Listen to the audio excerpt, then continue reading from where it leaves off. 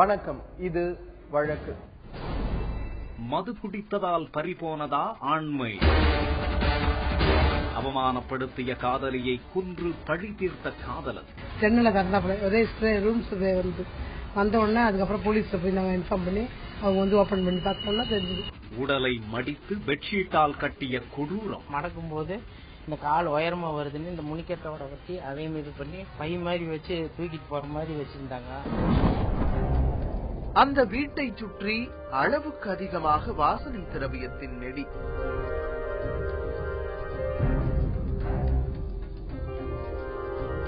வீட்டுக்கு வெளியில் கிடந்த அந்த பெண்ணின் காலனி. மாறி மாறி பேசிய பொய் என எல்லாமும் சேர்ந்தே காட்டிக் கொடுக்க அந்த கொலையாளியை அக்கம் பக்கத்து வீட்டுக்காரர்களே காவல்துறையிடம் வசமாக பிடித்துக் கொடுத்திருக்கிறார்கள். ஆம், மனைவியை கொன்று துண்டு துண்டாக வெட்டியதோடு அவரை மூட்டை கட்டி வீட்டுக்குள் வைத்திருந்திருக்கிறார் இந்த நபர். மிக கொடூரமாக கொலை செய்துவிட்டு அதை மூடி மறைக்க இவர் நடத்திய நாடகம் வெகு சீக்கிரமே அம்பலமானது அன்று. நேற்று காலையில் எப்பவும் கோலம் போடுறவங்க வரவே இல்லை. அதுக்கப்புறம் பார்த்தா 2 செருப்பும் இருந்தது. செருப்பை பார்த்தா டவுட் வந்துச்சு. அதுக்கப்புறம் 2 மணிக்கு போய் நான் கதவு தட்டினோன்னா அந்த ஆள் வந்து கதவை திறந்து ஹாஸ்பிட்டலில் இருக்காங்க, ராயப்பேட் ஹாஸ்பிட்டலில் அப்படின்னு சொன்னார். அதுக்கப்புறம் லாக் போட்டார். அதுக்கப்புறம் எங்கள் தம்பிகிட்ட நைட்டு 8 மணிக்கு நான் சொன்ன பாருங்க. எங்கள் தம்பி உடனே டவுட் போட்டு சென்னையில் திறந்தாப்புல ஒரே ரூம்ஸ் வந்து வந்த உடனே அதுக்கப்புறம் போலீஸில் போய் நாங்கள் இன்ஃபார்ம் பண்ணி அவங்க வந்து ஓப்பன் பண்ணி பார்த்தோம்னா தெரிஞ்சு அவர் எல்லாம் பேக் பண்ணி வச்சிருக்காரு. வெட்டி காலெல்லாம் வெட்டி கிட்டி மடிச்சு ஒரு தலைவாணி சைஸில் பண்ணி வச்சிருக்காரு. ஃபுல்லாக சென்ட் அடிச்சு வச்சிட்டாங்க. அவங்க எங்கே போனாலும் செருப்பு போட்டு போவாங்க. செருப்பு ஃபுல்லாக வீட்டிலே இருக்குது. அப்புறம் வந்து அவர் கதவு தட்டும் போது அவர் மூஞ்சில கொஞ்சம் ரத்த கரை இருந்தது, லைட்டா கண்ணை தாண்ட.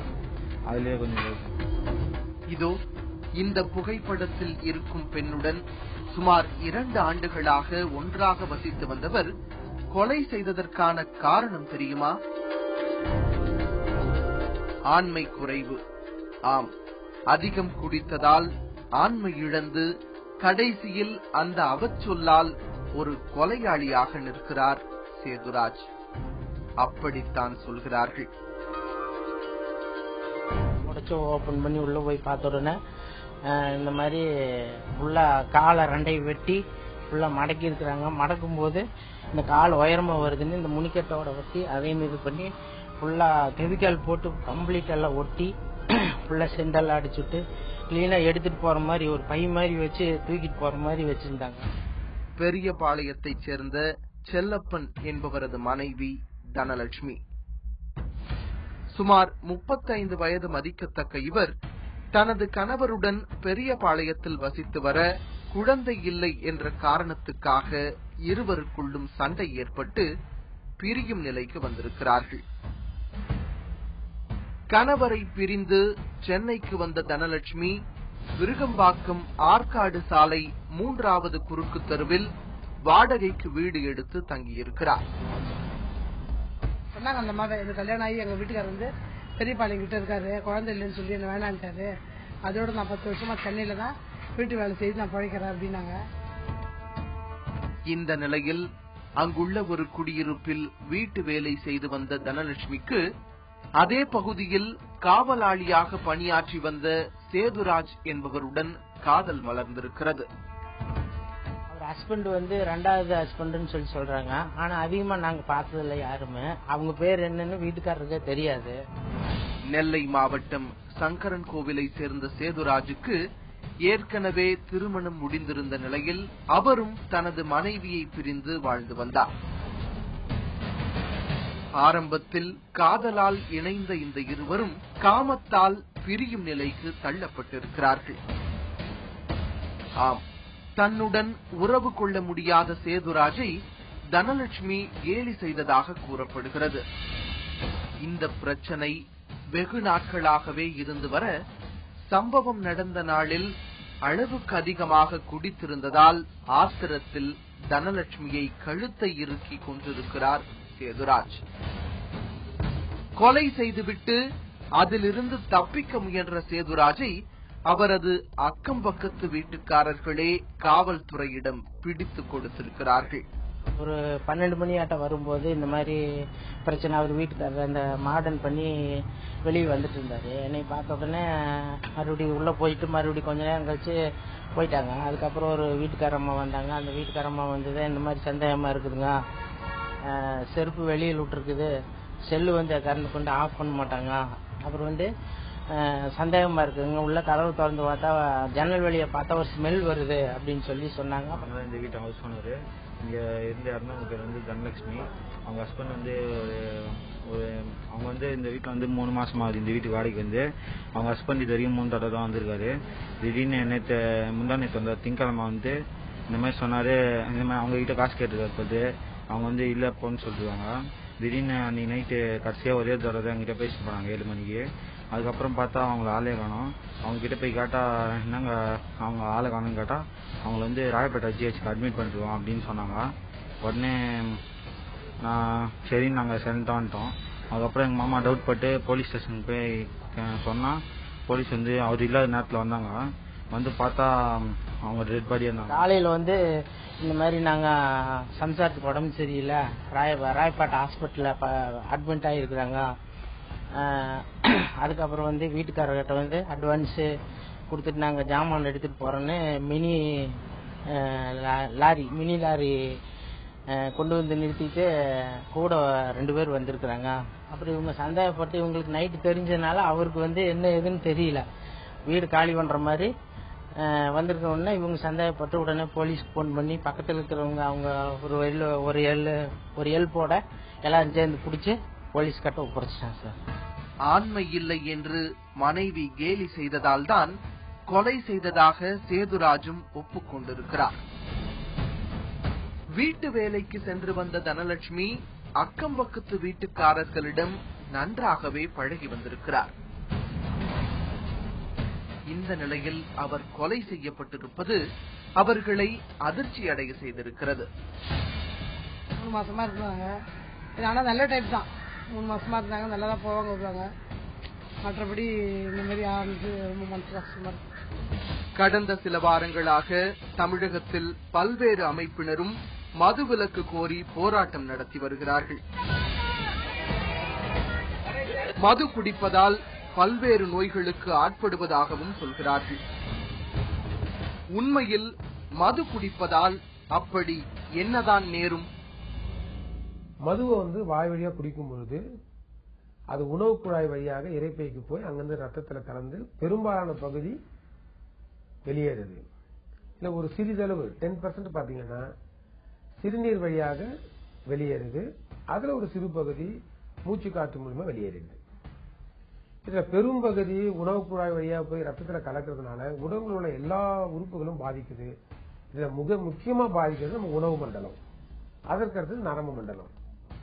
இந்த உணவு மண்டலம் எடுத்துக்கிட்டீங்கன்னா வாய், உணவு குழாய், இரைப்பை, கல்லீரல், கணையம், சிறுகுடல், பெருகுடல், இது எல்லாமே சார்ந்ததுதான். இந்த உறுப்பு எல்லாமே பாதிக்கும். இதுல மிக முக்கியமா நம்ம எதை சொல்றோம்னா கல்லீரல். கல்லீரல் தான் நமக்கு ஜீரணம் ஆகிறதுக்கு ரொம்ப முக்கியமான உறுப்பு. இந்த கல்லீரல் மிக முக்கியமா நம்ம உடம்புல நச்சு பொருளை எல்லாமே ரத்தம் மூலமா வெளியேற்றிடும். அவ்வாறு வெளியேற்ற தன்மையை இந்த மது நிறுத்திடுது. அசெட்டால்டிகைட் அப்படின்ட்டு மதுல ஒரு டாக்ஸின் உருவாகுது. இந்த நச்சு பொருள் கல்லீரலை படிப்படியா பாதிப்படை செய்யுது. அதனால என்ன செய்யும், கல்லீரலுடைய செயல்திறன் குறைய ஆரம்பிக்குது. அதுல அதிகமா ஃபேட் சேர்ந்து ஸ்டீட்டோ ஹெப்படைட்டிஸ் அப்படின்னு சொல்லுவோம். கல்லீரல் அதிகமான ஃபேட் சேரும் மது அருந்ததுனால. இதுவே ஸ்டீட்டோ ஹெப்படைட்டிஸ் ஒரு கண்டிஷனுக்கு அடுத்தது சிரோசிஸ் அப்படின்னு ஒரு கண்டிஷன். அதுதான் கல்லீரல் இருக்கிற செல்வெல்லாம் மிக அதிகமா பாதிப்படைஞ்சு செயல் இழந்து போகுது. அப்படி சிரோசிஸ் கண்டிஷன் போறவங்களுக்கு என்ன ஆகும்னு பாத்தீங்கன்னா ரொம்ப உடம்பு தளர்ந்து போயிடுவாங்க. அவங்க பசி குறைஞ்சு போயிடும், பேச்சு திறமை குறைஞ்சு போயிடும், அவங்க வேலை செய்யற எனர்ஜி குறைஞ்சு போயிடும். இது மட்டும் இல்லாம அவங்களுக்கு வயிற்றுல லேசா நீர் சேர ஆரம்பிச்சிடும், கால் வீக்க ஆரம்பிச்சிடும். இது மட்டும் இல்லாம இந்த உணவு குழாயின் அடிப்பகுதியில ரத்த குழாயில வீக்கம் வரும். இந்த ரத்த குழாயில வீக்கம் வரும்போது அவங்க வாந்தி எடுத்தாங்கன்னா அழுத்தமாகி ஒரு சில நேரத்தில் வாந்தி வழியா ரத்தம் கூட வரலாம். இது வந்து கல்லீரல்ல சிரோசிஸ்ன்ற ஒரு கண்டிஷன் வர்றதுனால ஏற்படுற பாதிப்புகள். இதே போல கணையத்தை பாதிச்ச என்ன தொந்தரவு வரும்னு பாத்தீங்கன்னா, கணையம் வந்து நம்ம கொழுப்பு உணவெல்லாம் ஜீரணம் ஆகிறது ரொம்ப ரொம்ப முக்கியம். அந்த கொழுப்பு உணவு வந்து ஜீரணம் ஆகிறது பாதிக்குது. அதே போல நம்ம சர்க்கரையை கட்டுப்படுத்துறது வந்து கணையத்தினால் உருவாக்கப்படும் இன்சுலின் தான். அந்த இன்சுலின் அளவு குறையும் போது சுகர் லெவல் பிளட்ல அதிகமாயிடும். அதனால அவங்களுக்கு வந்து டயபெட்டிக் கண்டிஷன் வந்துடுது. இப்ப கல்லீரலும் கணையமும் சரியா வேலை செய்யணும்னு வச்சுக்கோங்களேன், அவங்களுக்கு சுகருடைய லெவல் குறைஞ்சும் போயிடும்.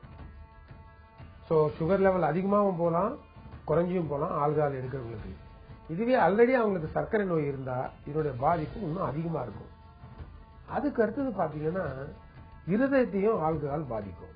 இதனால என்ன ஆகும், உங்களுக்கு பிபி அதிகமாகும், இருதயம் வேலை செய்யற திறன் குறையும், ஹார்ட் ஃபெயிலியர் ஆகும், சடனா ஹார்ட் அட்டாக் வரலாம்.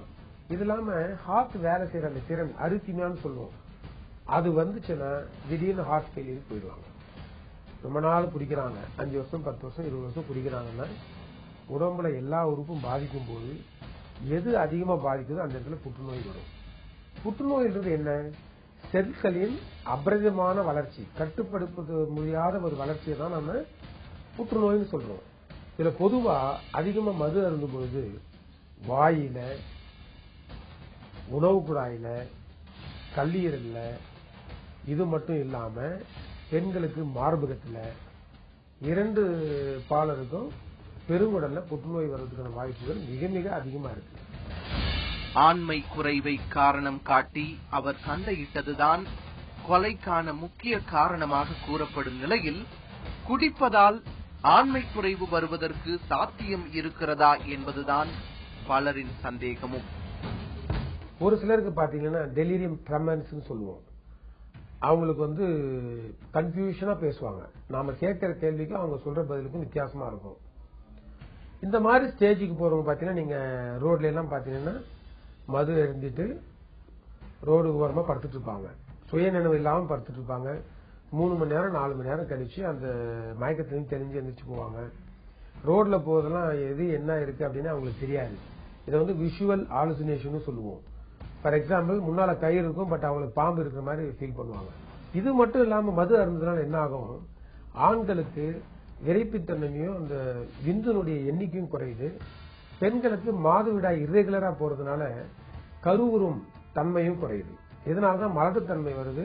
அதனால குழந்தை இல்லாத நிலை நிறைய பேருக்கு ஏற்படுது. பொதுவாக இது யாருக்கு அதிகமா வரும்னு பாத்தீங்கன்னா, இளம் வயதிலேயே மது அருந்துபவர்கள். இப்ப ரீசெண்டா நம்ம பாக்குறோம், காலேஜ் ஸ்டூடெண்ட்ஸ்ல நிறைய பேர் ஆல்கஹால் எடுக்கிற போட்டோஸ் எல்லாம் வந்துட்டு இருக்கு, வாட்ஸ்அப்ல, பேஸ்புக்ல, மீடியாவில எல்லாம். இந்த மாதிரி இருக்கவங்க ரொம்ப அதிகமா பாதிக்கப்படுவாங்க. பொதுவாகவே மது அருந்த ஆரம்பிச்சு 5 to 10 வருஷம் கழிச்சு பாத்தீங்கன்னா இதனுடைய பாதிப்புகள் மிக மிக அதிகமா இருக்கும். இவங்களுக்கு தான் இந்த மாதிரி இன்ஃபெர்டிலிட்டி சான்சஸ் ரொம்ப ரொம்ப அதிகம். மது அது மட்டும் இல்ல, எலும்பு பாதிக்கும், எலும்புல இருக்கிற கால்சியம் லெவலை குறைச்சிடும். அதனால ஆஸ்டியோபோரோசிஸ் அப்படின்ற ஒரு கண்டிஷன் வரும். இவங்களுக்கெல்லாம் எலும்பு உடையறதுக்கான வாய்ப்புகள் ரொம்ப ரொம்ப அதிகம். இந்த கொலை வழக்கு தொடர்பாக KK நகர் காவல்துறையினர் விசாரணை மேற்கொண்டு வருகின்றனர். வழக்கு நிகழ்ச்சியில் இது சொல்வதெல்லாம் சட்டம்.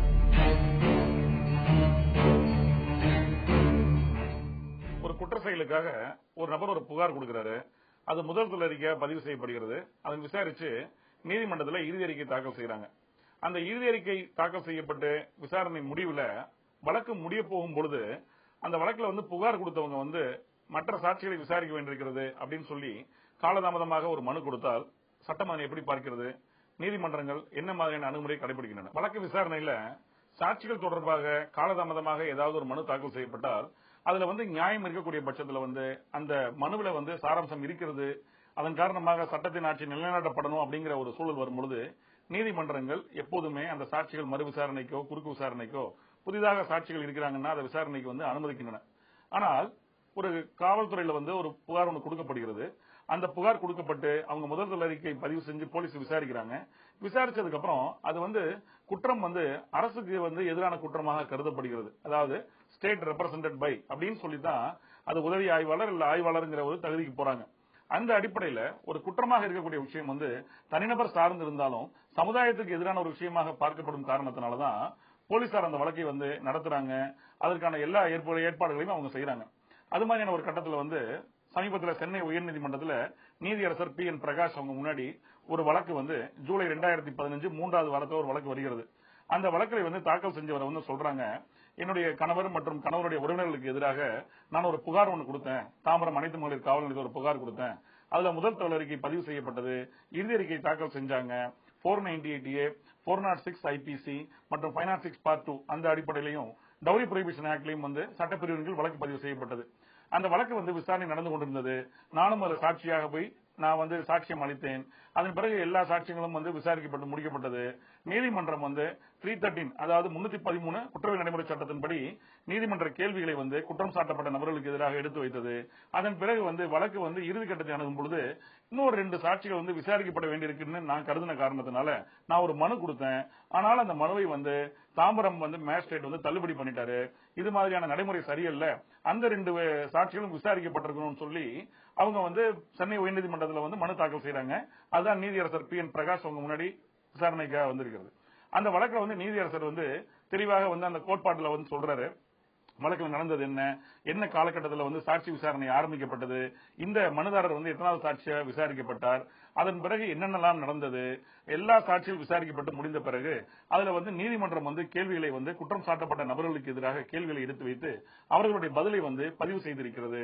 இவ்வழக்கு இறுதி கட்டத்தை எட்டும் காலகட்டத்தில் திடீரென்று இவ்வளவு காலதாமதமாக புகார்தாரர் வந்து தானாக புதிதாக 2 சாட்சிகளை வந்து அந்த இறுதி அறிக்கையிலே இல்லாத குறிப்பிடாத 2 சாட்சிகளை பற்றி அவங்கள விசாரிக்கணும்னு சொல்றது வந்து அது சரியான விஷயம் கிடையாது. இதனால கூடுதலான ஒரு காலதாமதம் ஏற்படும். இந்த மனுவை வந்து ஏற்றுக்கொள்ளும் இந்த ஒரு தருவாயில வந்து ஏற்றுக்கொள்ளும் ஒரு சூழல் வரும் பொழுது இது வந்து குற்றம் சாட்டப்பட்ட நபர்களுக்கு வந்து தலைக்கு மேல தொங்கிட்டு இருக்க ஒரு கத்தியாக கருதக்கூடிய ஒரு சூழல் தான் இருக்கிறது. ஏன்னா இது எப்ப முடியும், என்ன நடக்கும் அப்படிங்கிற விஷயத்தை பொறுத்த வரைக்கும் ஒரு நியாயமான வழக்காக இருக்காது. அந்த சாட்சிகளை பொறுத்த வரைக்கும் அது எப்ப தேவைப்படுகிறதோ அப்பயே அவங்க பண்ணிருக்கணும். எப்ப அவங்களுக்கு தேவைன்னு தெரிகிறதோ அப்பயே அந்த மனுதாரர் தெரிஞ்சிருக்கணும். ஆனா அரசு தரப்புல வந்து போலீசார் வந்து இறுதி அறிக்கை விசாரிச்சு இறுதி அறிக்கை தாக்கல் செஞ்சு அதுல யார் யாரெல்லாம் இருக்கணும், சாட்சியாக இருக்கணும், என்ன ஆவணங்கள் தாக்கல் செய்யப்படணும் ஒரு இறுதி அறிக்கை கொடுக்கப்பட்டு அது நீதிமன்றத்தின் மூலமாக எதிரிகளுக்கும் சார்பு செய்யப்பட்டு எதிரிகள் ஆஜராகி அதுல வந்து லிஸ்ட்ல இருக்கக்கூடிய வந்து சாட்சிகள் பட்டியலில் இருக்கவங்க எல்லாம் வந்து விசாரிக்கப்பட்டும் அந்த வழக்கு முடிவடையும் தருவாயில புதிதாக 2 நபரை சேர்க்கணும் அப்படிங்கிறது வந்து வழக்கின் தன்மையே வந்து அது பாதித்து விடுற காரணத்தினால அந்த தாம்பரம் நடுவர் நீதிமன்றம் கொடுத்த உத்தரவு சரியான உத்தரவு. இந்த மனுவை வந்து அனுமதிக்க முடியாதுன்னு சொல்லி அவர் தள்ளுபடி பண்ணி கீழமை நீதிமன்றம் கொடுத்த உத்தரவை வந்து அவர் வந்து வலியுறுத்தி இருக்கிறார், ஏற்றுக்கொண்டிருக்கிறார். ஆக சட்டத்தின் பார்வையில ஒரு வழக்கு வந்து புதிதாக சாட்சிகள் சேர்க்கணும்னா சமய சந்தர்ப்பத்தில் காலதாமதமின்றி சரியான நோக்கத்துக்காக இருக்கும் பட்சத்தில் நீதிமன்றம் அனுமதிக்கும். ஆனால் காலதாமதமாக எவ்வித காரணமும் இன்றி உரிய விளக்கமின்றி இருக்கும் பட்சத்தில் அப்படிப்பட்ட விஷயங்களை வந்து நீதிமன்றம் தள்ளுபடி செய்து விடுகிறது. மீண்டும் வேறொரு வழக்கோடு உங்களை சந்திக்கிறோம். அதுவரை தொடர்ந்து இணைந்திருங்கள் தந்தி தொலைக்காட்சியுடன்.